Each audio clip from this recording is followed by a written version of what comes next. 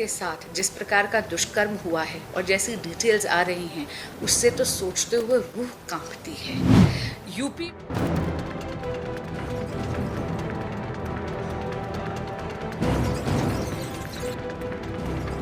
त्वरित अनुसंधान हो, न्याय मिले, क्योंकि जो घटना हुई है ना रोंगटे खड़ी कर देती है।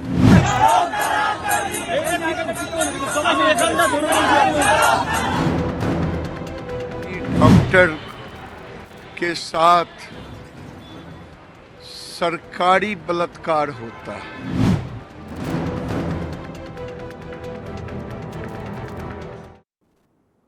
नमस्कार, आप देख रहे हैं हमारा खास शो शुद्ध सियासत। मैं हूं आपके साथ आलोक द्विवेदी। देश के 4 बड़े महानगरों में से एक कोलकाता में एक ट्रेनी के साथ हादसा हो जाता है। डॉक्टर के साथ अस्पताल में जो खौफनाक वारदात हुई, उससे कई गंभीर सवाल उठ रहे हैं। ये ट्रेनी डॉक्टर न किसी असुरक्षित जगह पर थी, न अकेली थी और न ही किसी पार्टी में गई थी। वो अपने सहयोगियों के साथ सुरक्षित माने जाने वाले वर्क प्लेस पर थीं, जहां पर अस्पताल में दिन रात मंडराने वाले दरिंदे ने बेरहमी से रेप किया और उनकी हत्या कर दी। इस वारदात से न केवल डॉक्टरों में गुस्सा है, बल्कि पूरे देश में महिला सुरक्षा को लेकर गंभीर चिंता देखी जा रही है। कोलकाता हाईकोर्ट के आदेश के बाद सीबीआई ने जांच शुरू कर दी है। इस केस में आरजीकर हॉस्पिटल और मेडिकल कॉलेज की भूमिका संदिग्ध मानी जा रही है। जब अस्पताल की ओर से मृतक के परिजनों को पहली बार कॉल किया गया तो ये कहा गया कि उसने सुसाइड किया है, लेकिन जब परिजन अस्पताल आए तो उन्हें 3 घंटे तक अपनी बेटी का शव भी नहीं देखने दिया।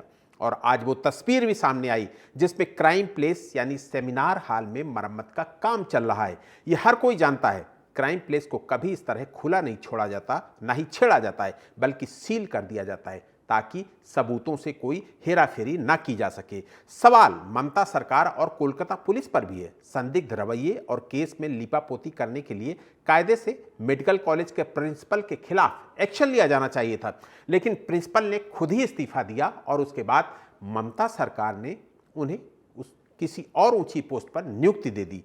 इस तरह कोलकाता पुलिस ये नहीं भांप पाई कि जो शख्स उनके लिए नागरिक मित्र की तरह काम कर रहा है वो अश्लील सामग्री देखने का आदी है।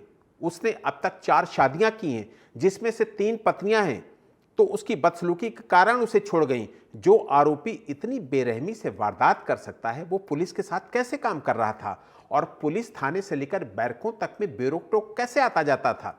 इसके अलावा सवाल ये भी है कि क्या मृतक के साथ एक ही आरोपी ने वारदात की है या उसके साथ गैंगरेप हुआ है, क्योंकि पोस्टमार्टम रिपोर्ट देखने के बाद कई डॉक्टरों ने यह आशंका जताई है कि मृतक को जितनी घातक चोटें आई हैं और उसके शरीर से जो सैंपल मिले हैं वो किसी एक आरोपी के बस की बात नहीं हो सकती। इसलिए शुद्ध सियासत में सवाल उठाना लाजमी है कि क्या ट्रेनी डॉक्टर के साथ रेप हुआ है या गैंग रेप मर्डर केस में असली आरोपी को बचाया जा रहा है। ममता सरकार में महिलाएं क्या सुरक्षित नहीं हैं? ये तमाम सारे सवाल और उनका जवाब तलाशने के लिए हमारे साथ एक खास मेहमानों का पैनल।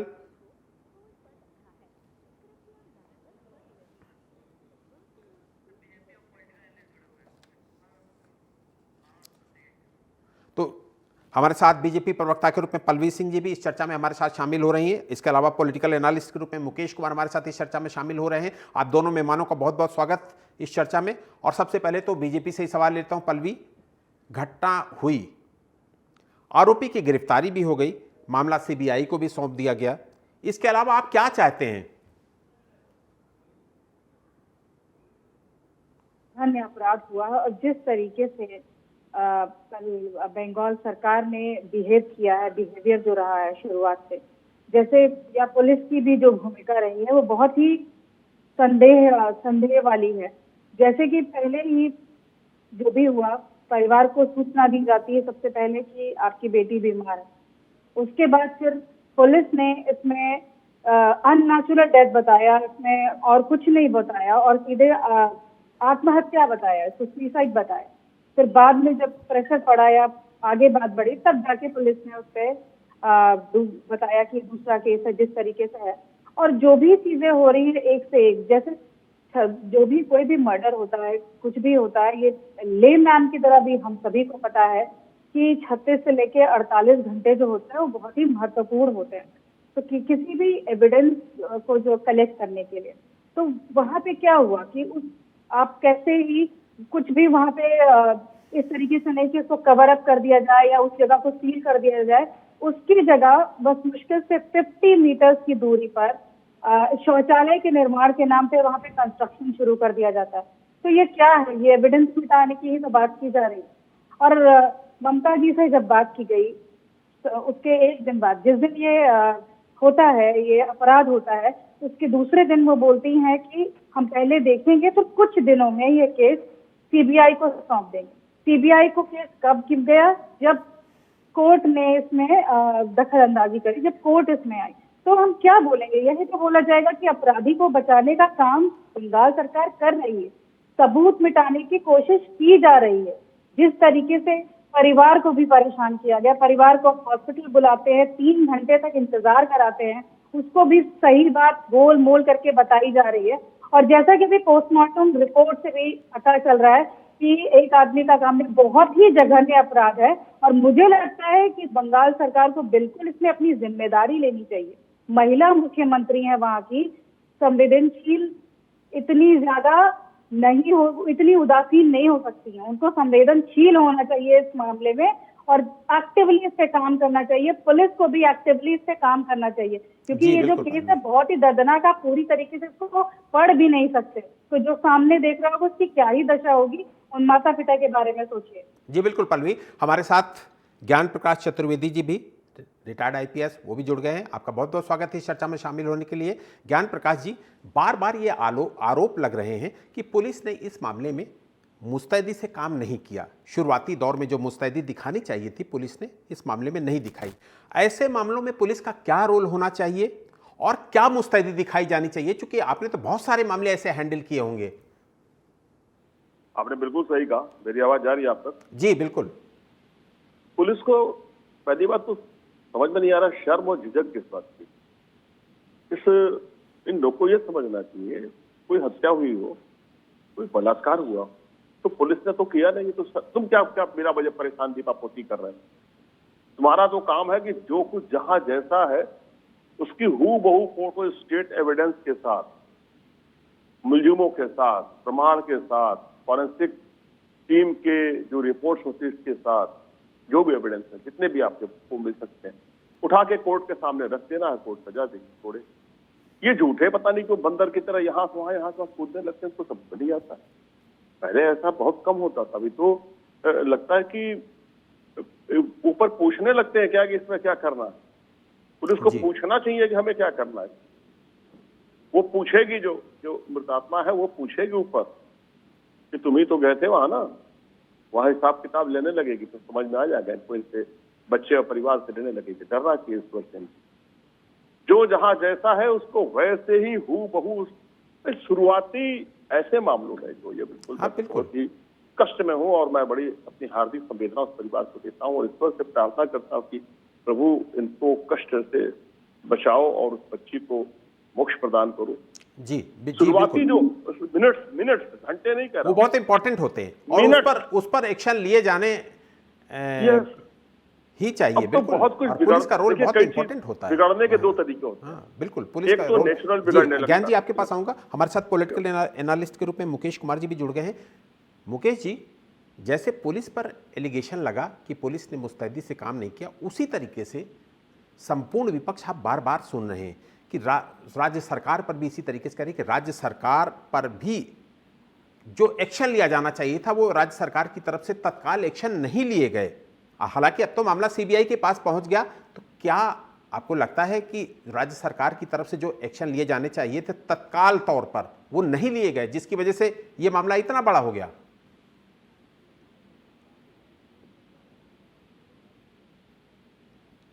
जो कलंकित करने वाली है और जो बेटियों के लिए संसद भवन में आवाज उठती रहती है सशक्तिकरण को लेकर, तमाम चीजों को लेकर।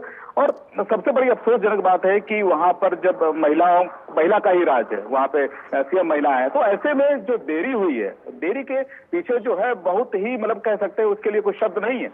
उन्हें जहां पता चला था कि हाँ इस तरीके से घटना हुई है, उसमें कोई क्या करता है, क्या पॉलिटिकल था, उसमें क्या था, एक बेटी के साथ जो घटना हुई है उनको खुल के आना चाहिए, तुरंत जांच के आदेश दे देने चाहिए था। और कहीं ना कहीं ये पॉलिटिकल जो प्रेशर होता है पुलिस पर, ये कहीं ना कहीं काम में जो बाधा डालता है, शायद एक जो दायरा बढ़ता चला जा रहा है। लेकिन इस सब के पीछे जांच एजेंसी के पास में पूरी घटना गई, 6 दिन के बाद इनको जांच करने के लिए मिली, तो ये कहीं ना कहीं इस बीच में जो पूरा जो केस स्टडी है उनको करने में भी दिक्कत होगी और पुलिस को भी पूरी तरीके से कहीं ना कहीं सब दिक्कत होती है। और उन अपराधियों को ऐसे में कहीं ना कहीं मौका मिल जाता है, वो सीमा रेखा से बाहर चले जाते हैं, फिर उन्हें ढूंढते हैं, फिर एक जो लंबा वक्त दे दिया जाता है एक तरीके से इनडायरेक्टली पॉलिटिकल रिलेशन से या किसी तरीके से। लेकिन उसमें नुकसान किसका होता है? जिस तरीके से एक बेटी की इज्जत गई, सब कुछ चला गया, और वो इतना शर्मनाक है जिसके बारे में कोई शब्द नहीं है। और मुझे लग रहा है कि जिस तरीके से महिलाओं के साथ जो होता है उसे बाद में सब कुछ खुल जाता है, सबको सब कुछ पता होता है, पुलिस को भी पता होती है और पॉलिटिकल पार्टी में भी चाहे पक्ष हो या विपक्ष सबको पता होता है। लेकिन जो देरी होती है, जांच एजेंसियों को उनको जो तमाम चीजें दी जाती हैं, उसके बाद में जो लेटा लतीफी होती है, सोचिए तो जांच एजेंसी है उनको कितनी तमाम जो दिक्कतों का सामना करना पड़ता है, साक्ष्य को जुटाने में कितना सामना उनको करना पड़ता है। ये ढीला ढवाली बिल्कुल नहीं होनी चाहिए। साफ तरीके से बहुत ऐसे मौके होते हैं जब कोर्ट खुद संज्ञान में लेता है और उनको जांच के लिए आदेश देता है। तो ये बिल्कुल एक शर्मनाक तरीके से कहा जो घटना हुई और उसके पीछे जो देरी हुई है, एक बतौर महिला के होने के नाते उनको तत्काल रूप से बोलना चाहिए था कि भाई ये जो हुआ है उसका दूध का दूध, पानी का पानी करो। ऐसे में तो पुलिस की भी वही एक्शन नहीं दिखा जिसकी वजह से पूरे देश में सवाल खड़े हो रहे हैं, पूरे देश में आंदोलन देखने को मिल रहा है। पल्लवी, आपकी पार्टी के ज्यादातर बड़े नेता बार बार ये आरोप लगा रहे हैं कि ममता जी किसी को बचाने की कोशिश कर रहे हैं। वो कौन लोग हैं जिनको बचाने की कोशिश की जा रही है? क्योंकि आपकी पार्टी के छोटे से लेकर बड़े नेता सब बार बार यही आरोप लगा रहे हैं। बिल्कुल, जिस तरीके से बंगाल सरकार की भूमिका रही है, ये बात बिल्कुल पता चलती है कि बचाने की कोशिश की जा रही है। आप उस डॉक्टर पे जो नहीं है इस दुनिया में, उस पे भी आप आरोप लगा रहे हैं कि उस सेमिनार रूम में क्यों रेस्ट करने गई। 36 घंटे की आप ड्यूटी करा रहे हैं तो डॉक्टर वहां रेस्ट भी ना करे, वो चला जाए। आप और यदि कोई रेस्ट कर रहा है तो आप उसको छोड़ोगे नहीं, फिर तो यही बात हुई। आप होता है ना आरोप लगाना। अब वहां पे जो भी है संजय रॉय, उनकी भूमिका क्या रही? उनको ऑलरेडी उनका रिकॉर्ड बहुत ही खराब रहा है। तो ये सारी चीजें देख के लग रहा है बिल्कुल बचाने की कोशिश की जा रही है। सीबीआई जितनी एक्टिवली इस पे काम होना चाहिए उतनी एक्टिवली काम नहीं हुआ। पुलिस ने जिस तरीके से एक्शन लिया वो भी बिल्कुल भी संतोषजनक नहीं था।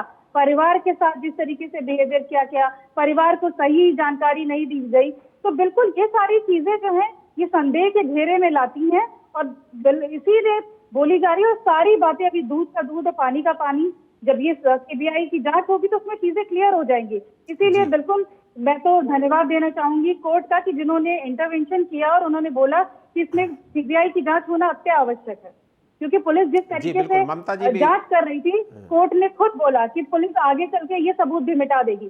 कंस्ट्रक्शन होना, अभी जो कांड हुआ है, जो अपराध हुआ है, उसके कुछ भी समय नहीं बीता और आप वहां पे कंस्ट्रक्शन करा रहे हो। आपको पहले नहीं ध्यान आया कि महिलाओं के लिए? जी बिल्कुल, ये बहुत महत्वपूर्ण बात है पल्लवी जी, आपने बहुत महत्वपूर्ण बात की। ये ज्ञान प्रकाश जी से इसका सवाल बनता है।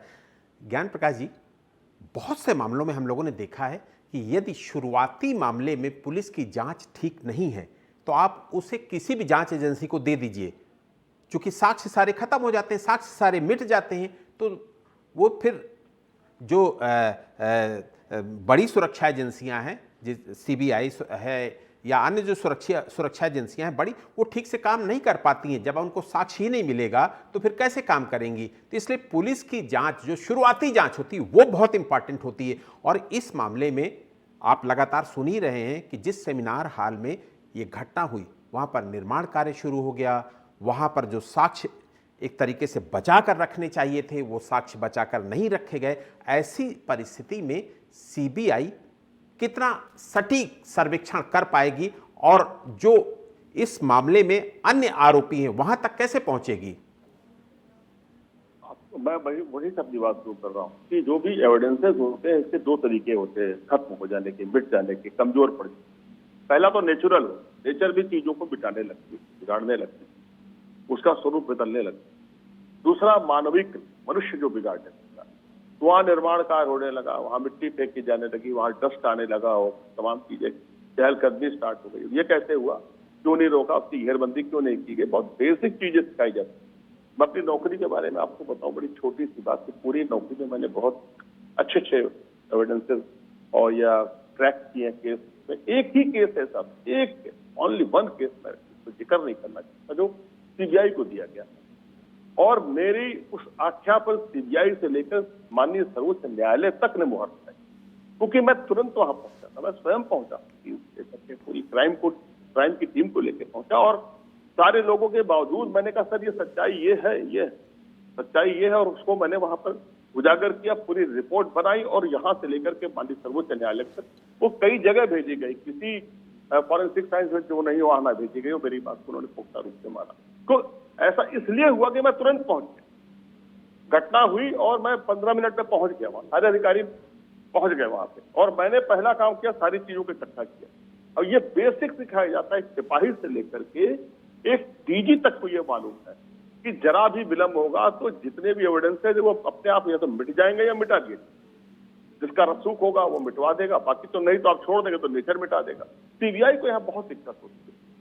देखिए एक बात बताएं, दिमाग में एक बात रख लीजिएगा, सीबीआई कोई खुदा नहीं, हमारे जैसे लोग वहां काम कर रहे हैं, और मैं दावे से कह रहा हूं, जो कि प्रोविंशियल पुलिस होती है वो सीबीआई से ज्यादा इंटेलिजेंट होती है, ज्यादा क्विक होती है, वो जल्दी पहुंचती है वहां पे, सीबीआई बात है। तो आप में क्या दिक्कत थी, आपने क्यों नहीं कर दिया? आपने सीबीआई का या अपना ही काम क्यों नहीं आसान कर दिया?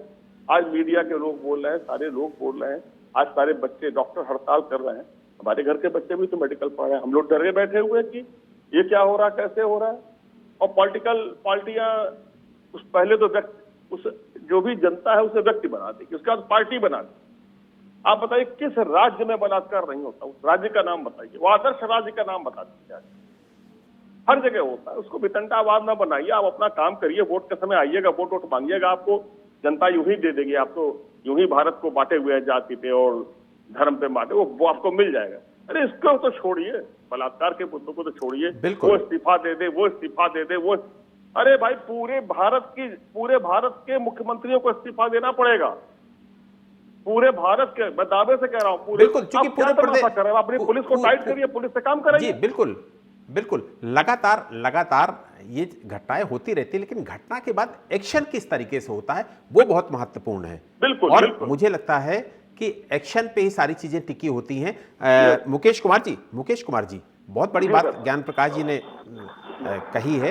राहुल गांधी ने भी आज कोलकाता रेप केस पर 4-5 दिन बाद अपनी चुप्पी तोड़ी और ट्वीट किया है, लेकिन उसमें उन्होंने उन्नाव भी जोड़ दिया, हाथरस भी जोड़ दिया, सीधे इंडिकेशन कि इस तरीके की घटनाएं तो सब जगह होती हैं। अगर ममता से इस्तीफा मांगा जा रहा है तो फिर उत्तर प्रदेश में क्यों नहीं, क्योंकि हाथरस और उन्नाव तो उत्तर प्रदेश का हिस्सा है।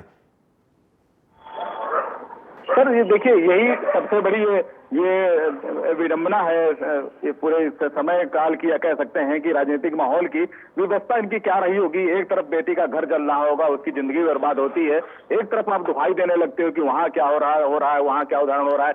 अयोध्या वाला मामला था, जो आरोपी था उसके यहाँ पे पुलिस चौकी के उसी के अंदर खुली हुई थी, पूरा छुपाता रहा, सब चलता रहा, सबको सब कुछ पता था। लेकिन सर जब जांच की बात आती है तो प्राइमरी लेवल पे कहने का जो पॉलिटिकल जो पावर होती है, जो पुलिस को हर तरीके से दबाने की कहीं ना कहीं कोशिश करती है, जिसका नतीजा ये होता है कि वो जो समय गुजरता है, जैसे सर ने बोला कि जो प्राथमिक जो जांच होती है, नहीं तो 24 घंटे का, या जब मरीज जो बेहोश होता है या किसी को हार्ट अटैक पड़ता है तो वो अगर उसको सही तरीके से प्राइमरी ट्रीटमेंट मिल जाए, सही से एम्बुलेंस मिल जाए तो उसकी जान बच जाती है। सेम केस की सर ऐसे ही होता है। अगर प्राथमिक रूप से जो घटना हुई थी और मुझे लग रहा है 24 घंटा अगर सही से एविडेंस उसको पुलिस से जुटाने दिए गए होते, यानी कि शायद वो तमाम चीजें ऐसी रहती, कहीं ना कहीं निश्चित रूप से बिगड़ी होंगी और वो तथ्य और तमाम चीजें कमजोर रही होंगी। ऐसे में अगर खुल के काम करने दिया गया होता, पुलिस को पूरी तरीके से स्वतंत्र छोड़ा गया होता तो ये सीबीआई तक नौबत ना आती। और राहुल गांधी ने जिस तरीके से कहा है, ये अपना जो पॉलिटिकल और लगातार बढ़ाने की जिस तरीके से कोशिश में लगे हुए हैं, तो ऐसे में इनको ध्यान रखना चाहिए कि देश की बेटियां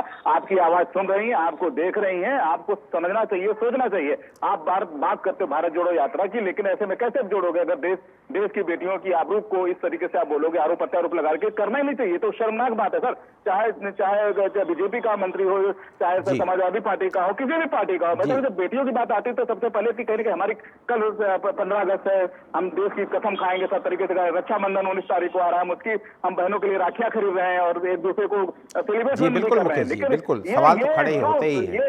ये पूरी तरीके से एक शर्मनाक बात है कि आपकी पॉलिटिकल इच्छा शक्ति ऐसी कैसी हो, तो ऐसी बहु बेटियों को सोचना चाहिए कि जो पॉलिटिकल लेयर है उसको सही चुनने की जरूरत है। जी बिल्कुल बिल्कुल मुकेश जी, पलवी जी के पास चलेंगे, पलवी जी के पास चलेंगे। पलवी जी, जब आप लोग ममता जी से इस मुद्दे पर इस्तीफा मांगने की बात करते हैं तो विपक्ष के लोग ये कहते हैं कि अयोध्या कांड अभी हुआ, कन्नौज कांड अभी हुआ, उसके पहले हाथरस और उन्नाव कांड की भी बात की जाती है, तो फिर उत्तर प्रदेश में क्यों नहीं? अगर आप ममता का इस्तीफा मांगने की बात करते हैं तो उत्तर प्रदेश में क्यों नहीं? आप मेरी बात समझ रही होंगी, ये विपक्ष का आरोप है आपके ऊपर। समझ रही हूँ, बिल्कुल समझ रही हूँ। देखिए आलोक जी, योगी जी बहुत ही एक्टिवली एक्शन लेते हैं। जिस तरीके से एक्शन हुआ है वो बहुत ही ज्यादा संवेदनशील है। महिलाओं और ये जो छोटे बच्चों के खिलाफ जो भी अपराध होता है उसके लिए बहुत ही ज्यादा संवेदनशील है। उसी हिसाब से जो है कार्य होता है। यहाँ पे देरी नहीं, लेट लतीफी नहीं की जाती। और बीइंग अ फीमेल लीडर, अगर आप ममता बनर्जी की यदि बात करें तो एक वो महिला है, तो यदि वो इस पे एक्टिवली एक्ट नहीं करेंगी तो कुछ मतलब हम क्या एक्सपेक्टेशन रखेंगे? उनको तो बिल्कुल बहुत ही ज्यादा एक्टिवली इस पे मामले की जांच करानी चाहिए। पुलिस से बिल्कुल डायरेक्टली डील करके देखना चाहिए कि कहाँ लूपहोल रह गया, क्यों गलती हो गई, और उसको जो है लेट लतीफी करना बिल्कुल मुझे समझ में नहीं आ रहा। आपने भी मुझे बताया अयोध्या की बात की, आपने भी देखा कि कितने ज्यादा मैंने कोई बात नहीं की, ये विपक्ष का आरोप था पल्लवी, लेकिन आपकी बात, आपने अपनी बात कह दी। बिल्कुल विपक्ष का आरोप है। देखिए सिलेक्टिव पॉलिटिक्स नहीं करती है भारतीय जनता पार्टी, बिल्कुल नहीं करनी चाहिए, बिल्कुल नहीं करनी चाहिए। और ये मैं कह रहा हूँ कि नहीं करनी चाहिए इस तरीके की पॉलिटिक्स कि आपके राज्य का हुआ तो समान है। बिल्कुल, इसमें बिल्कुल मैं सहमत नहीं हूँ। ठीक है, राज्य में ये हो गया, राहुल गांधी ज्ञान प्रकाश जी में आप नहीं, वहां नहीं जिस जाएंगे, मेडिकल कॉलेज, जाएंगे। पल्लवी आपके पास आऊंगा, ज्ञान प्रकाश जी, जिस मेडिकल कॉलेज और हॉस्पिटल की बात जहां पर ये क्राइम हुआ है, वहां पर इससे पहले भी वहां का रिकॉर्ड ये बताया जा रहा है, रेप की घटना नहीं हुई लेकिन उससे पहले भी वहां पर छोटी छोटी घटनाएं होती रही हैं जिनको नजरअंदाज किया गया। पुलिस के एक्शन हुए लेकिन लेट एक्शन हुए, लेकिन ये आरोप है कि वहां पर छोटी छोटी घटनाओं को नजरअंदाज किया गया, जिसकी वजह से अगर ये कहा जाता है कि अगर टाइम से एक्शन ले लिया जाता तो जो छोटी घटनाओं पर ही अगर लगे कि हाँ पुलिस एक्शन में है तो बड़ी घटनाएं रुक जाती। तो मुझे लगता है कि कहीं ना कहीं चूक हुई है पुलिस की तरफ से, क्योंकि छोटी घटनाओं पे एक्शन कभी नहीं लिए गए। पिछले 2-3 सालों में वहां पर छोटी छोटी कई घटनाएं हुई लेकिन उस पर एक्शन नहीं लिया गया, जिसकी वजह से ये एक बड़ी घटना हम लोगों को देखने को मिली। और मुझे लगता है कि उन घटनाओं पर एक्शन होता तो ये बड़ी घटना नहीं देखने को मिलती। जी बिल्कुल सही कहा। मैं आपको अपने छात्र जीवन की बात बताऊं। बुलेट से जब कोतवाल निकलता था, एक सिपाही को डंडा लेकर बैठा रहता था, तो सड़कों पर जो आवारा गर्द लड़के थे वो भाग जाते, दिखाई नहीं पड़ते, कितना दबदबा होता था और उतना निष्पक्ष कार्य कर रहा हूं।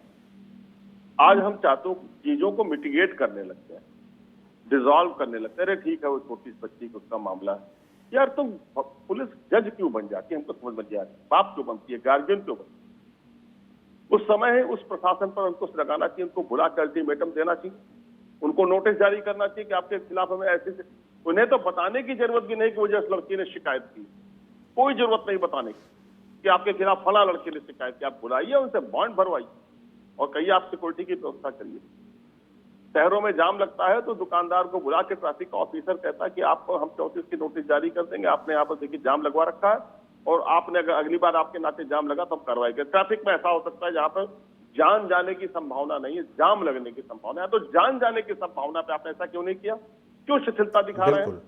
क्योंकि उसका रसूख बड़ा है। आप रसूख देखकर काम करेंगे तो फिर आईपीसी और सीआरपीसी में जो बदलाव हुआ, एक और बदलाव हो जाए। अभी समय है, वो बदलाव हो जाना चाहिए। गरीबों के लिए यह कानून और रसूखदारों के लिए यह कानून, तो जनता में कम से कम संतोष हो जाएगा, दिक्कत नहीं होगी बातों को समझने के लिए। दर्द जो है ना, दर्द को झेलने की क्षमता हो जाएगी, जैसे पहले हुआ करता था। जी बिल्कुल, हम कष्ट सहने के आदि है, हमारे लिए तो सिर्फ ये वाला था। जी बिल्कुल और बढ़िया वाला कानून उनके लिए है, वो उनको दिक्कत नहीं होनी चाहिए। जी हमारी समझ छोटी है, हम बड़ी समझ बना लेंगे उस समय। पुलिस को ऐसा नहीं करना चाहिए कि जनता बिल्कुल से त्राही कर दे रही है, सुनता ही नहीं, थाने पे सुनवाई नहीं, आज भी नहीं। मैं पूरे भारत की बात कर रहा हूँ जी, मैं दावे से कह रहा हूँ, पूरे भारत में शायद 10% संवेदनशील अधिकारी बचे हुए जो सुनते हैं, बैठते हैं, बात करते हैं, जनता के यहाँ पहुंच जाते हैं और एक्शन लेते हैं। बहुत कम लोग ऐसे हैं। बिना एक्शन लेते थे, लेकिन 10%। बाकी नए लड़के पढ़ के आ रहे, क्या इनसे ये उम्मीद थी? क्या इन्होंने अपने माता पिता से यही वादा किया था? क्या इन्होंने संविधान से यही वादा किया था? सरकार के प्रति यही वादा किया था? ध्वज पे हाथ रख के यही वादा किया था? परम पिता परमेश्वर से यही वादा किया था कि हम किसी की नहीं सुनेंगे? न सुनने के लिए आपने कसम खाकर कुछ वर्दी पहन करके चाहे अधिकारी बनकर उस कुर्सी पर बैठे, कुछ शर्म नहीं आती है? आपको शर्म नहीं आती है? आपको जनता की आह नहीं लगेगी? कैसे मालूम कि नहीं लगेगी आह? बड़े बड़े साम्राज्य, बड़े बड़े महल ढह गए, मुगलों के साम्राज्य के वंशज लोग रिक्शा चलाते हैं, ऐसा लोग कहते हैं। मेरे पास कोई ऐसा प्रमाण। जी बहुत इंपॉर्टेंट बात कही, बहुत इंपॉर्टेंट बात कही। ज्ञान जी आपके पास आऊंगा, एक मुकेश जी से सवाल लेता हूं। मुकेश जी, हम कल विकसित भारत की थीम के साथ 78वां स्वतंत्रता दिवस मनाने जा रहे हैं। 78 साल बाद भी हमारी बहन और बेटियों के साथ ये घटनाएं हम लोगों को सुनने को मिलती है। बहुत बड़ा झटका है हमारे लिए। आपकी क्या राय, आपकी क्या प्रतिक्रिया है? सर मुझे लग रहा है कि हम कल झंडा लेके, हर हाथ में तिरंगा होगा और संविधान की बात भी कर रहे हैं, और संविधान की जो किताब लेकर नेता घूमते हैं, चाहे भारत जोड़ो, चाहे संसद भवन के अंदर या उन जगहों पर, सर इन्हें ये दोहरा चरित्र इनको छोड़ना पड़ेगा। बात अगर कानून की होती है, अधिकारों की बात ही होती है, तमाम जगह शपथ खाते हैं और शपथ खिलाते हैं, उसका सर्टिफिकेट भी बांटते हैं। ऐसे में सर ये शर्मनाक स्थिति है। राजनीतिक की जो स्तर है वो किस तरीके से जा रहा है, आपको उसको लोगों को भी समझना चाहिए, और लोग समझ भी, ऐसा नहीं कि लोग नहीं समझ रहे हैं। जिस पराकाष्ठा के साथ में, जिस व्यवहार के साथ में जो तमाम चीजें सामने आ रही है, निश्चित रूप से बहुत शर्मनाक है। राहुल गांधी ने जिस तरीके से बात कही, एक बेटी के साथ जो घटना हुई है, मुझे लग रहा है कि उसके बारे में साफ तरीका है। कानून की जब बात करते हैं जगह, तो उनको कानून को जी बिल्कुल। मुकेश जी वक्त का मैं छोटे रिएक्शन ले लेता हूं। पल्लवी जी, लगता नहीं कि ये पूरा मामला सियासी चक्रव्यूह में उलझता चला जा रहा है? जी देखिए, इसको सियासी रंग देने की आवश्यकता नहीं है। सबसे ज्यादा जरूरी है समय की जांच में बंगाल सरकार सहयोग करे, पुलिस वहां की सहयोग करे, और उस बच्ची को न्याय दिलाना सबसे ज्यादा आवश्यक है हमारे लिए अभी। तो इसको सियासी रंग नहीं देना चाहते, हम बिल्कुल बताना चाहते हैं, अगर आप नहीं एक्शन लोगे तो बिल्कुल हमारी तरफ से रिएक्शन जाएगा, जो हमने किया। यदि आप सरकार अगर एक्शन नहीं लेगी, वो बोलेगी हाँ ठीक है, नहीं सॉल्व होगा तो हम सीबीआई को दे देंगे, छेड़खानी होगी सबूतों से, ये सब चीजें होंगी, तो बिल्कुल हमारा हक बनता है पूछने का कि भाई आप बिल्कुल पल्लवी, ज्ञान जी से भी एक छोटा सा रिएक्शन ले लेता हूं। ज्ञान जी, क्या इस तरीके के मामलों में सियासत होना ठीक है? मैंने पहले कहा बिल्कुल नहीं होना चाहिए। देखिए, किसी भी धर्म को किनारे कर दीजिए, मैं तो कहता हूँ थोड़ी देर संविधान को भी किनारे कर दीजिए, किसी भी कानून को किनारे कर दीजिए। हम मनुष्य मानव हैं और हमारे मानवाधिकार होते हैं, हमें मानवता दिखानी चाहिए दुनिया में। ये किसी कानून से ऊपर की चीज है, ये नैसर्गिक है, हम वैसे नहीं हो सकते। आज की तारीख में मुझे कहना नहीं चाहिए, मैं बहुत ही एक जिम्मेदार नागरिक हूँ, बड़ा ही एक अनुशासन प्रिय पुलिस अधिकारी रहा हूँ। क्या अच्छा लगेगा? मैं विरोध के स्वरूप में ऐसा करूंगा नहीं, क्योंकि ऐसा मौका नहीं।